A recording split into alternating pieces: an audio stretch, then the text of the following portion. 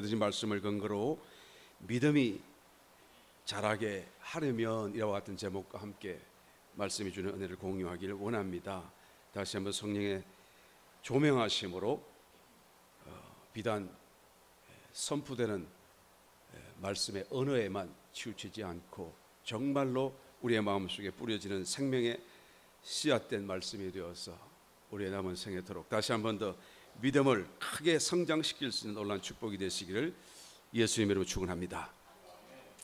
여러분, 믿음이 없는 신앙생활이 있을 수가 있을까요? 믿음이 없는 믿음 생활이라는 것이 있을 수가 있나요?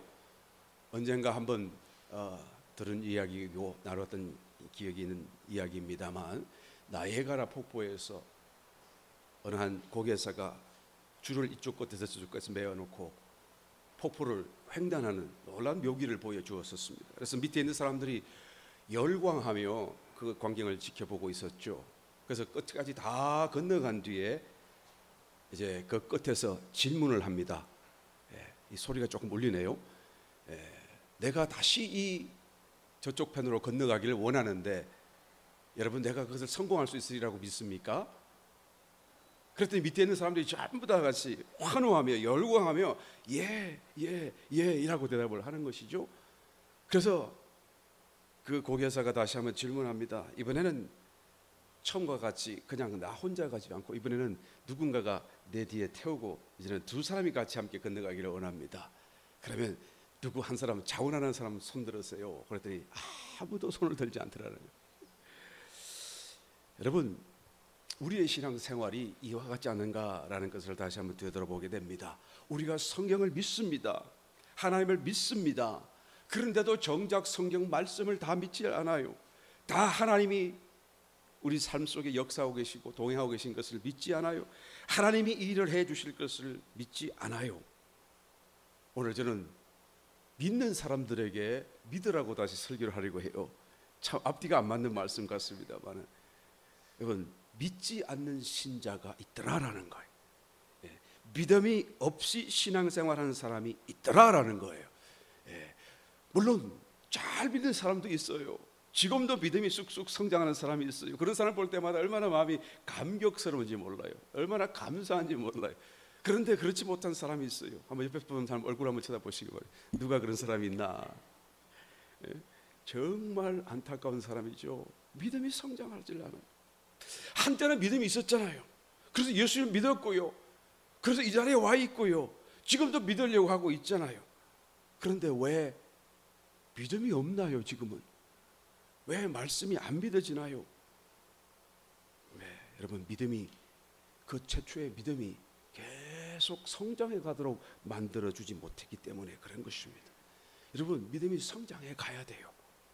그래야 더 믿게 되고 더 바르게 믿게 되고 정말로 하나님 말씀 안에서 살아갈 수가 있게 되는 줄 믿습니다.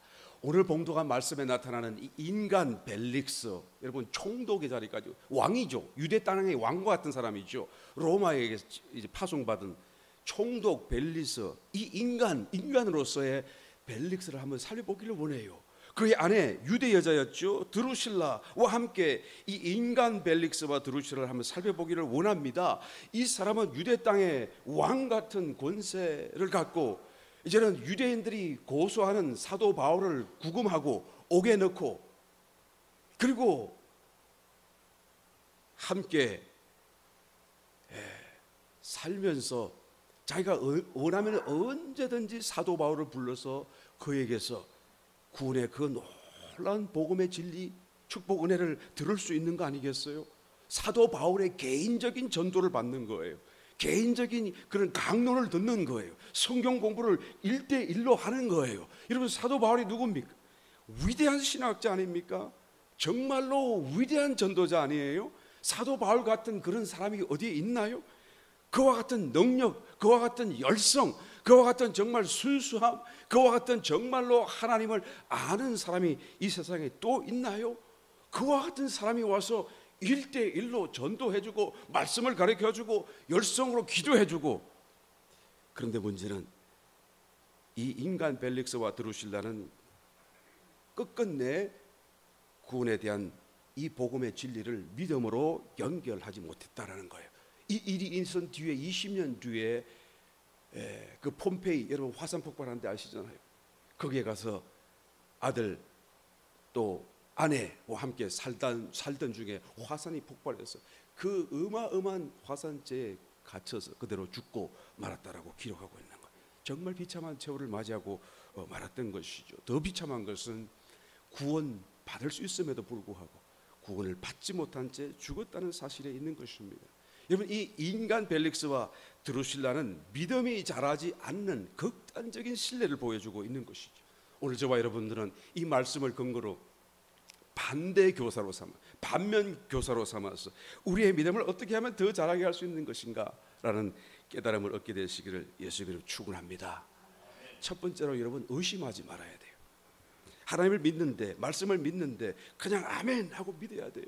그걸 그대로 받아들여야 돼요. 의심하지 말아야 돼요. 어떤 환경 속에서 내 마음을 흔들어 두어서는 안 되는 것입니다. 25절 봉독하는 말씀을 가서 보게 되면 그가 구원의 도를 들어요. 들었는데 벨릭스가 두려워합니다. 두려워한다는 것은 무슨 뜻이죠? 그 말이 믿어진다 그 말이에요. 예. 그런데 믿긴 믿어도 다 믿지를 않는다는 거예요.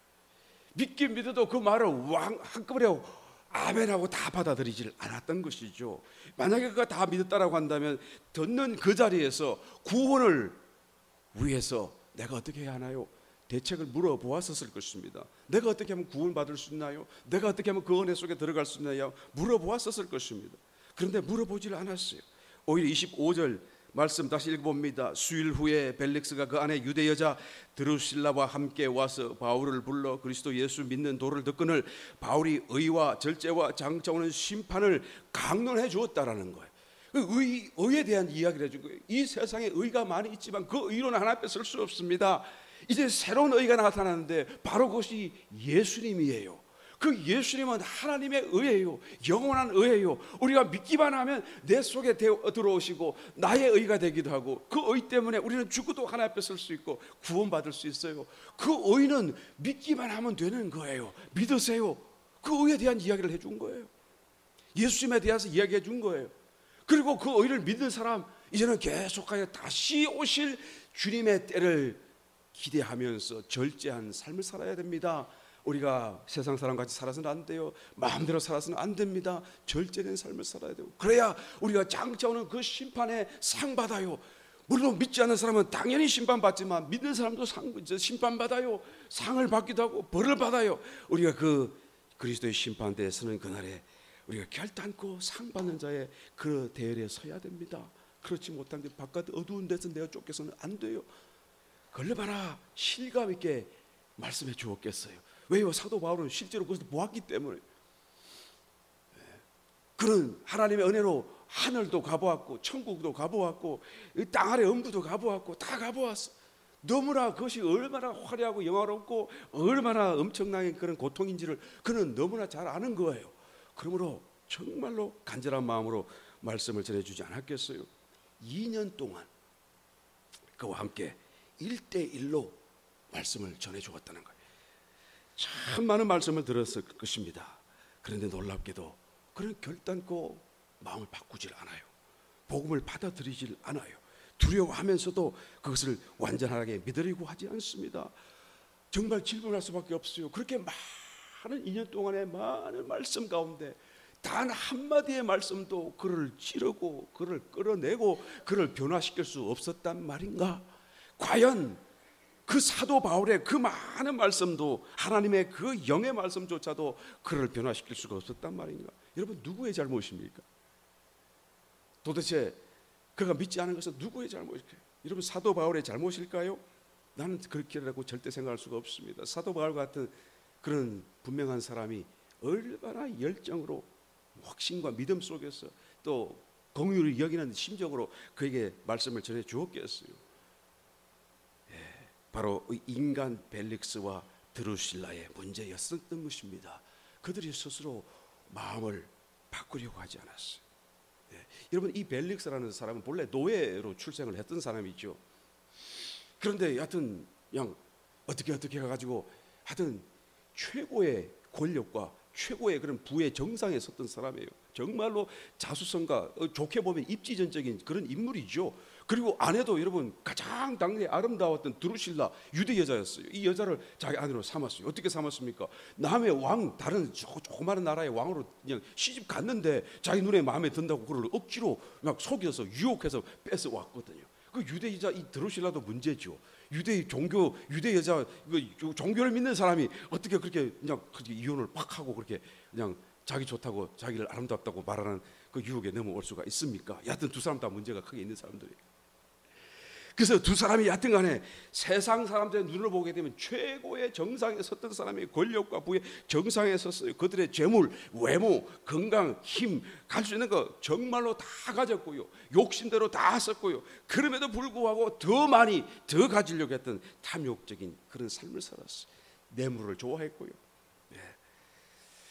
사도 바울이 옆에서 겉으로 의와 절제와 심판에 대해서 말씀해 주었음에도 불구하고 두려워하면서도 그것을 자신들의 믿음으로 연결하지 않는 거예요. 왜 그래요?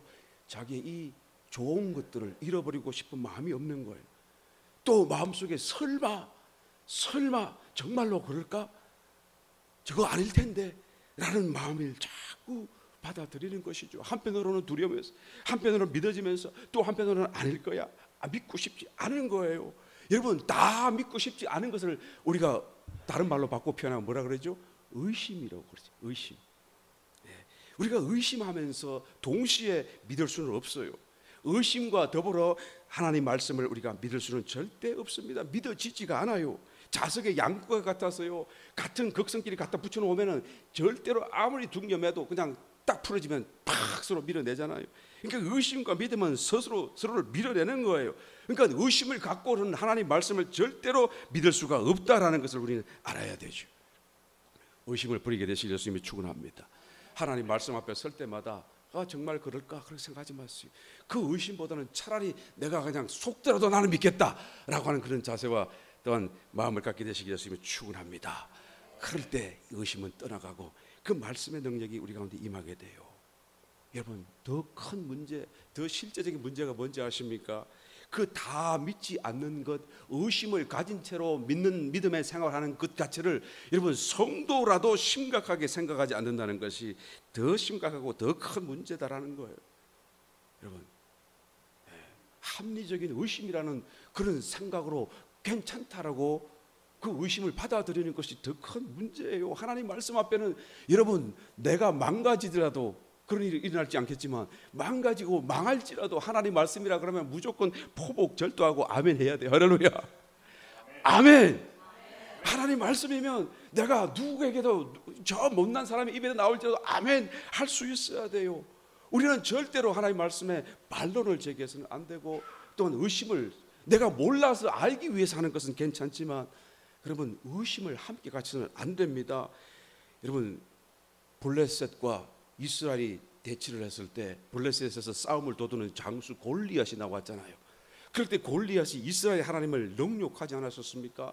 우리는 그때 어린 소년과 골리앗이 대치했을 때 그 골리앗이 하나님의 이름을 모욕했다라고 우리가 기억하고 있잖아요. 그런데 성경을 자세히 다시 한 번 더 들여다보고 조금 더 묵상하게 하다 보게 되면 여러분, 정말로 하나님의 이름을 모욕한 사람은 골리앗도 물론이지만 골리앗보다도 사울의 군대였어요. 이스라엘 백성들이었었어요. 그 사람들이 하나님의 이름을 더 능욕했어요. 나는 하나님의 이름을 말하지 않았는데요. 나는 골리앗처럼 하나님의 이름을 대놓고 욕하지 않았는데요. 여러분, 하나님이 그들과 함께하고 있지 않았었어요? 하나님이 지금 이스라엘을 구원하기를 원하지 않았었어요? 하나님과 함께 사울을 왕 삼아주지 않았었어요? 하나님이 이스라엘 백성들을 지키시겠다고 하셨는데 그 하나님을 모시고 사는 이스라엘 백성들이 원수 앞에서 두려워서 하나님 없는 사람같이 행동한 거예요. 하나님이 지금 계신 것을 사람들에게 안 계시다고 말하고 있는 거예요. 하나님이 우리를 도울 수 있는 능력이 없다라고 말하는 거예요. 두렵고 떨고 골리앗 앞에서 그런 모습을 갖고 자기들은 합리적이라고 생각하고 이것이 당연한 것이라고 생각하면서 하나님 없음을 오히려 말하고 있잖아요. 여러분, 하나님의 마음 앞으로 하나님의 입장으로서는 오히려 저 능욕하는 골리앗보다도 오히려 저 말 못하는 믿음을 보이지 않는 내 백성들이 더 안타깝고 더 가슴 답답하고 더 괴로워하셨을 것임에 틀림없다라는 거예요. 여러분, 믿어야 될 사람이 믿지 않을 때 그 하나님 능욕하는 거예요. 하나님 이름을 모욕하는 것입니다. 하나님이 없다고 말하는 것과 똑같아요. 나는 저 사람 보니까 저 사람이 말하는 하나님이 보이지 않는다라고 말하는 것 같아요. 그럴 때 어린 소년 다윗이 나와서 말이에요. 그 키 큰 장수, 보통 장성한 어른들도 키가 반이나 더 큰 그 거인 장수 앞에 어린 소년이 나와서 갑옷도 벗어버리고 자기의 그런 옷을 입고 그냥 물맷돌 들고 달려나가가지고 뭐라 그래요? 그냥 너는 칼, 창, 단창으로 내게 나오지만 나는 내가 능욕하는 여호와의 이름으로 내게 가노라. 나는 오늘 하나님이 너를 나에게 붙여서 너를 치고 너의 군사를 다 쳐서 죽일 텐데 하늘의 새와 땅의 들짐승들에게 다 너의 시체를 주어 온 땅으로 이스라엘의 하나님이 계신 줄 알게 하겠다. 여러분, 이 말에 하나님이 얼마나 감격하시면서 기뻐하셨겠는가. 하늘에서 그 장면을 지켜보는 하나님, 그 천사들 앞에서 얼마나 큰 영광을 받으셨겠는가 우리는 생각해 보지 않을 수 없는 거예요. 여러분, 의심하지 말아야 돼요. 믿어야 돼요. 믿음을 보여야 됩니다. 할렐루야. 예, 말씀 가운데 믿음으로, 또 하나님을 믿음으로, 우리가 믿음을 추저하지 않고 보일 때에 그것이 하나님 앞에 영광이 될 것이고 또 우리의 작은 믿음을 성장케 만들어주게 된다는 것을 성경은 말씀해 주는 줄 믿습니다. 의심하지 않고 하나님의 말씀을 단단히 붙들 수 있는 저와 여러분 되시기를 예수님이 축원합니다. 두 번째로 뒤로 물러서지 말아야 돼요. 뒤로 미루지도 말아야 되는 것입니다. 25절 말씀, 벨릭스가 그 말을 듣고 두려워하여 대답하되 시방은 가라, 내가 틈이 있으면 너를 부르리라 하고. 우리는 영적인 일들은 무의식적으로 뒤로 미루는 습관이 있어요. 대부분의 사람들이 그렇습니다. 세상 일로는 절대 미루지 않고 그때그때 부지런하게 해결하는 사람도 영적인 일만큼은 뭐 내일 해도 되지, 뭐 기도 뭐 나중에 해도 되지, 뭐 말씀 공부 뭐 예배 뭐 매일 있는 예배인데 뭐 다음에 가도 되지, 뭐 오늘 안 가면 어떤가라고 우리 무의식적으로 영적인 일들을 뒤로 미루는 습성이 있어요. 오늘 벨릭스가 그 말을 듣고 두려워하는데도 불구하고 시방은 가라, 내가 텀이 있으면 너를 다시 부르겠다라고 얘기하는 거예요. 왜 지금 안 되죠? 왜 지금 결단하지 못하죠? 왜 지금 구원의 대책을 묻고 그 앞에 또한 자기 자신을 내어주지 못하죠? 여러분, 이것보다 더 시급한 일이 있을 수 있나요? 우리가 언제 죽을지 누가 압니까? 우리의 내일을 알 수 있는 사람이 있나요? 하나님은 이때 이후로 이 벨릭스와 드루실라를 20년 동안 더 기다려주셨어요. 그런데 그 20년이 지나도록 그는 계속 미루는 일에만 성공을 하고 구원받는 일에는 끝끝내 실패하고 마는 것을 그의 삶을 또 역사 가운데 우리가 살펴볼 수가 있는 것입니다. 요한계시록 22장 20절에 보면 성경 맨 마지막 부분이죠. 모든 것이 다 끝나는 그 순간이겠죠. 하나님의 모든 경륜과 역사 계획들이 이루어지는 순간이겠죠. 이걸 다 보이신 하나님께서 사도 요한에게 말합니다. 내가 진실로 속히 오리라 하시거늘 사도 바울 요한이 대답합니다. 아멘, 주 예수여 오시옵소서. 여기서 속히 오시라고 말을 하지 않았지만 내가 속히 오겠다라고 하신 그 말씀 때문에 오시옵소서, 그 말은 속히 오라는 그 말이에요. 주여 지금 당장 오셔도 좋습니다. 오세요, 오세요. 우리가 이와 같은 고백을 드리면서 사는지 모르겠습니다. 주여 속히 오십시오. 오늘 밤에라도 주여 나는 준비됐습니다. 주님 빨리 오세요. 사실 아멘 주 예수의 오시옵소서라기 바랍니다. 노멘, 주여 조금만 더 있다가 오세요 라고 아마 말을 하기가 더 쉬울지 모르겠는데, 아마 내가 좀 더 준비된 상태로 주님을 맞춰주고 하는 그런 어떤 마음, 좋은 마음일 수도 있겠습니다만 사실 여러분, 그것은 좋은 마음이 아니에요. 속고 있는 것입니다. 원수에게 속고 있는 것입니다. 원수가 자꾸 내 마음을 열지 못하게 만드는 것이고 내 마음을 다잡고 주님 앞에 나오는 것을 미루게 만들고 있다는 걸 알아야 됩니다. 이것은 영적인 나태함이에요. 왜 오늘 당장 안 됩니까? 왜 지금 안 되죠? 왜 시방은 안 되니 나중에 내가 틈이 나면 너를 부르겠다라고 하는 이 벨릭스처럼 지금 할 수가 없는 것입니까? 내가 만약 주님과 지금 동행하고 있고 지금 주님이 나와 함께하고 계시다는 것을 내가 느낀다고 한다면 여러분, 주님이 당장에 오시기를 내가 원할 거예요. 왜요? 지금 이미 와 계신데요. 지금 주님과 함께 하고 계시는데요. 내가 비록 더 많은 것을 하고 더 많은 상을 받고 더 하나님을 기쁘시게 하는 그런 어떤 열매를 내가 얻기를 원하기는 할지라도, 그러나 지금 이미 주님과 함께 하고 있다고 한다면 나는 주님이 보이지 않는 상태에서 보이는 분으로 다시 나타난다고 해도 전혀 당황할 것이 없고, 그것은 자연스러운 것이고, 속히 오소서, 속히 나타나소서, 내가 주님 얼굴 뵙기를 원합니다 라고 고백하지 않겠습니까? 여러분, 뒤로 미루지 말아야 돼요. 우리가 뒤로 미룰 때 믿음이 성장할 수가 없는 것이죠. 그냥 믿어야 돼요. 하나님을 믿고 말씀을 믿고 그냥 믿어야 되고 지금 믿어야 되는 것입니다. 병이 나을 것을 지금 믿어야 돼요. 나중에 나을 것을 내가 믿습니다, 언젠가는 낫게 하겠죠 라고 하는 것은 믿음이 아니죠. 지금 믿어야 돼요. 하나님이 십자가에 돌아가신 것을, 나의 병 때문인 것을 내가 믿습니다. 주여, 내 병이 지금 떠나게 하소서. 우리 그걸 지금 믿어야 돼요. 예레미야서 32장 17절 말씀을 보게 되면 주께는 능치 못한 일이 없으시니이다 라고 말하고 있어요. 못한, 없다, 이 두 가지의 부정사가 두 개가 들어가서 한 문장 안에, 그죠? 두 번 아니다 라고 말하고 있는 것이죠. 그런데 그 부정부사 중에서도, 이 히브리 언어 중에서도 이 여기에 사용된 부정부사는 가장 세게 아니다, never라고 쓰는 low라는 단어를 쓰고 있어요. 그러니까 능치 못한 never, 그다음에 그런 일도 없으시리다 never, 이 말을 하고 있는 거예요. 그러니까 원어적인 의미 속에는 주님께는 그 어느 것도 정말로, 절대로, 진짜로, 진정으로, 정말로 불가능한, 안 될 일은 없습니다, 그 말이에요. 내가 아무리 많은 것을 그냥 가능한 일을 갖다가 내가, 불가능한 일을 갖다가 내가 생각해낸다고 할지라도 그것은 주님 앞에는 소용이 없는 것이다 라고 지금 말하고 있는 것이죠. 믿으시면 아멘. 주님께는 다 가능해요. 삶의 문제, 여러분, 합력하여 선을 이루시는 하나님이에요. 예. 그 문제조차도 우리는 감사하고, 문제 안에서도 우리는 또 하나님을 믿어야 돼요. 문제가 해결된 뒤에 나는 믿겠다, 그건 믿음이 아니죠. 문제 안에서 그 문제를 또한 하나님의 손길이라고 믿는 그 믿음을 가져야 돼요. 지금 믿어야 돼요. 지금 하나님을 믿어야 돼요. 예. 여러분, 문제는, 성도의 삶에 다가오는 문제는 내가 뭔가 잘못하지 않은 이상에, 내가 뭔가 죄를 짓지 않은 이상에, 하나님의 징벌적인 손길이 아닌 이상에는 결코 나를 죽이려고 다가오는 것이 아니고, 원수는 그런 마음이겠지만 하나님이 나를 탁 붙들어 주시죠. 나를 넘어뜨리려고 하나님께서 내버려 주지 않습니다. 오히려 그 어려움을 통하여 나를 더 세우고 더 정결케 만들고 더 큰 축복으로 축복하시려고, 봐라, 내 아들들이 이리와 갔다라는 것을 나타내시고 정말로 마음껏 축복하기 위한 하나님의 또 다른 방법이라는 것을 알아야 됩니다.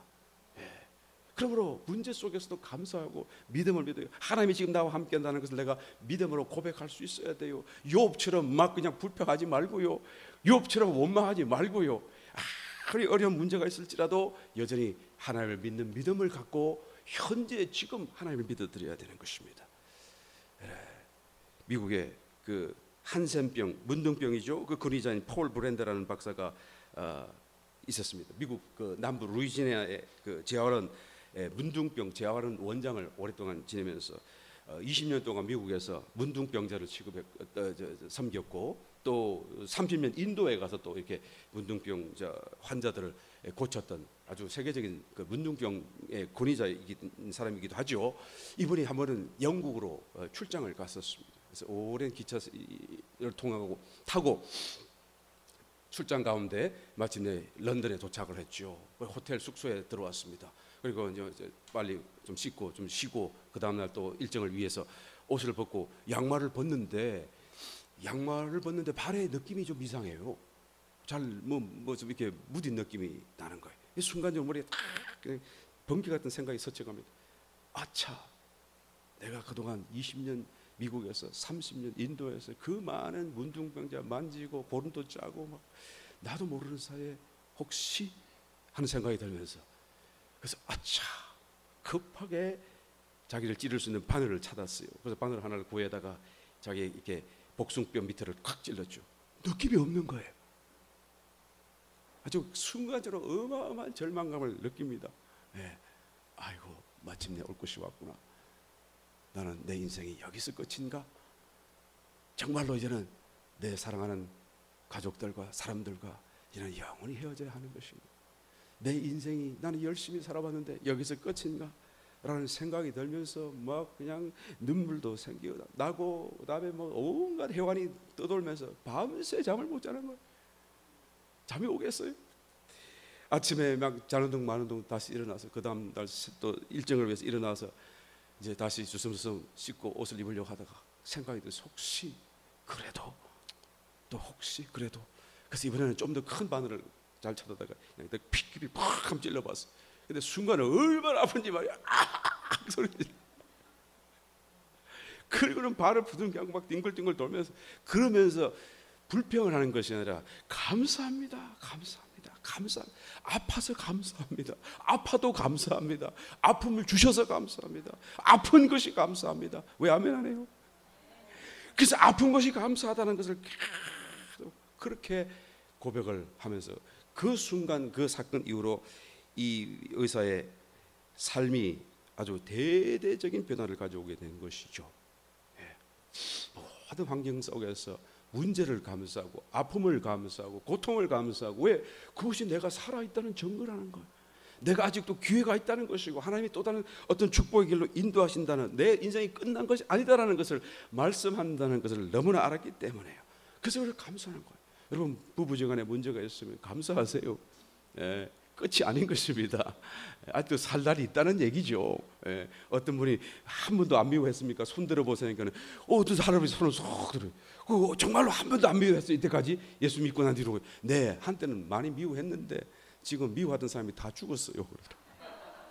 그러니까 나는 지금 미워하는 사람이 아무도 없다고 얘기하더라는 것이. 여러분 감사하게 되시기를 주님 축원합니다. 정말로 우리의 삶 속에 지금 역사하시는 하나님을 우리가 믿을 때 우리의 믿음이 성장해요. 세 번째 마지막으로 재물의 욕심을 부리지 말아야 되는 것입니다. 26절 말씀 찾아봅니다. 동시에 또 바울에게서 돈을 받을까 바라는 고로 더 자주 불러 같이 이야기하더라. 바울에게서 돈을 바랄까 바라더라 라는 말이죠. 이 말은 욕심을 내는 것이죠. 욕심을 낸다는 것은 내가 하는 것이에요. 욕심을 부린다라고 말하잖아요. 내가 부리는 것입니다. 욕심을 내가 사용하는 것이죠. 그 욕심을 부리는 주체가 곧 나예요. 내가 지금 그 욕심을 부리기 때문에 돈을 받을까 지금 바라고 있는 거예요. 얼마나 많은 욕심을 부렸기 때문에 부려왔는지 이 대목에서 우리가 금방 알아볼 수가 있는 것이죠. 이 벨렉스가 그 아내와 더불어서 사는 동안에 얼마나 많은 뇌물을 받았고 많은 사람들에게 돈을 받았는지요. 그 거룩한 말씀을 전하고 영원한 생명의 길을 얘기하는 그 사도 바울 앞에서 말이죠. 돈을 받을까 지금 그 욕심을 부리고 있는 것입니다. 더 자주 불러 같이 이야기하더라. 하나님의 말씀을 더 많이 들었겠지만 더 많이 들을수록 돈 생각만 머릿속에 계속 빙글빙글 맴돌았지 않겠어요. 그래서 하나님의 말씀이 들어왔겠습니까? 27절 말씀, 이태를 지내서 보르기오 베스도가 벨릭스의 소임을 대신하니, 그러니까 베스도가 그 벨릭스의 자리 총독으로 다시 후임으로 온 거에 된 것이죠. 벨릭스가 유대인의 마음을 얻고자 하여 바울을 부류하여 두니라. 얼마 동안요? 이태를 지날 동안. 이태는 2년이에요. 그러니까 그때로부터 2년 동안 계속 그냥 옥에다 넣어놓고 계속 불러서 대화를 하지만 돈 받을 생각만 하지 그 말씀 그런 구원의 길로 자기의 마음을 집중하지 못했다라는 것이죠. 여러분 이 2년 뒤에 무슨 일이 일어났나요? 그 로마로 소환되었습니다. 그동안 얼마나 뇌물을 받고 악행을 행했든지 유대인들이 막 고소를 하니까 로마의 그 황제가 그를 압송시켰어요. 그리고 베스도를 내리고 자기는 끌어당겨가지고 그를 죽이려고 하다가 어찌어찌 해가지고 간신히 생명을 구해가지고 멀리 저기 폼페이 화산 폭발된 그 폼페이 별장 같은 곳에 가서 이제 그냥 여생을 살다가 그리고는 화산이 폭발하는 순간 그의 아내와 아들과 함께 그 3회대가 넘는 화산재 그대로 잠겨서 죽고 말았던 것이죠. 여러분 왜 정신을 못 차렸을까요? 욕심 때문이죠. 그 20년의 세월을 더 주셨음에도 불구하고 왜 정신을 못 차렸죠? 욕심 때문에. 욕심을 부렸기 때문에. 우리가 욕심을 자꾸 부리다 보면 어떻게 되죠? 처음에는 내가 부리는 거였는데 나중에는 그 욕심이 나를 부려요. 그래가 욕심에 끌려가요. 나도 모르게 저절로 욕심에 따라서 탁탁탁 이것은 좋고 이건 나쁘다 저절로 판단하게 되죠. 여러분, 아프리카에 비스새라는 독특한 새가 있습니다. 이름이 이 머리 깃털이 난 깃털 모양이 마치 그 옛날에 쓰던 펜 뒤에 딱 꼽아서 이렇게 쓰던 깃털 있잖아요. 그 펜대를 이렇게 탁 이렇게 옛날 비스는 귀에다 꽂고 이렇게 있었던가 봐요. 그러니까 비스를 닮았다 해서 비스새라는 이름을 가진 독특한 새가 있어요. 그런데 이 비스새가 여러분 굉장히 덩치가 커요. 독수리과에 속한 하나의 새죠. 그러니까 그냥 맹검류에 속한데도 그냥 다리는 타주 같고 말이에요. 날개는 어떤 거는 2m도 되고요. 그래서 막 날면은 막 굉장하죠. 그냥 소은사거든요. 그런데 다리가 워낙 타조같이 튼튼하니까 말이죠. 늘 먹는 게 뱀 먹고 곤충 같은 거 잡아먹고 그러니까 땅만 보고 사는 거예요. 그러다 보면 하루에 어떤 데는 30km를 걸어다니면서 왔다 갔다 한 번도 날지 않고 걸어다니면서 그냥 뱀 주워 먹고 막 이렇게 사는 그런 새였죠. 그런데 갑자기 맹수가 다가오게 되면 그러면 자기가 날 수 있다라는 것을 깜빡 잊어버려요. 워낙 당황해가지고. 그리고 어떻게 하죠? 그만 달리기 하러 도망가다가 결국 맹수에게 잡혀서 먹히고 마는 이런 어리석은 새죠. 비스새. 지금 누구 얘기를 지금 하려고 하는 것입니까? 우리도 스스로 성도임에도 불구하고 세상에 살기 때문에 세상 일에 경계하지 않으면, 스스로 경계하지 않으면, 정신 차리지 않으면, 욕심을 부리며 살다가 보면 그 욕심이 나를 또한 부리게 되고 이제는 세속적인 믿음 없는 사람처럼 살게 돼요. 그러면 말씀이 없어져요. 내 마음에 믿음도 없어져요. 기도도 하지 않아요. 그러면서 나는 성도라고 생각해요. 그러면서 나는 지금 믿음 생활 한다라고 생각하며 속고 살 수밖에 없는 것이죠. 여러분, 재물에 대한 욕심을 우리는 철저하게 우리는 배격해야 하고 경계해야 되는 것입니다. 이 돈이라는 것은 포괄적인 의미를 보게 되면 세상의 모든 것을 다 포함하잖아요.